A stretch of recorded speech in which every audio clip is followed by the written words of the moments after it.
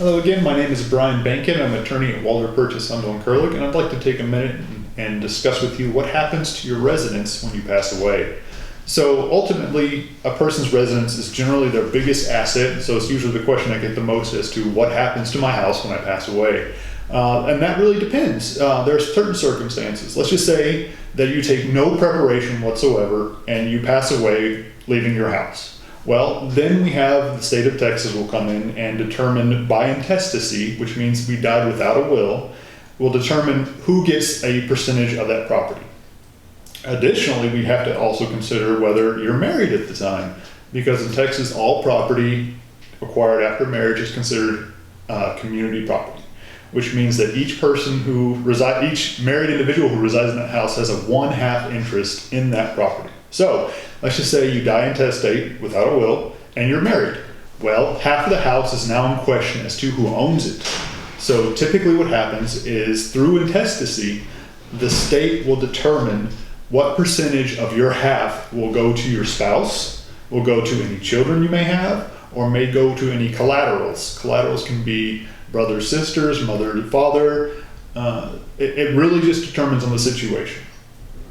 So let's take another example. Let's say you have a residence, you're single. Let's say you now have a will, okay? So we have a house, you pass away. We're now going to look at the will to determine whether the house is included in that will. So if your house is going to be included in your estate, most wills are drafted in a way to include any and all property. So we have to go to court, we have to go to probate, we have to determine who is the beneficiary of that will, and the beneficiary of that will then receive your property. So the easiest way we can effectuate what we want is to clearly designate our beneficiary for that property. To do that, there's a number of things we can do, the easiest of which is to draft what's called a transfer on death deed.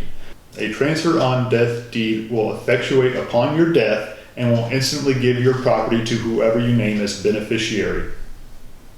Additionally, what we can do is we can draft a deed where you give the property away before you pass away.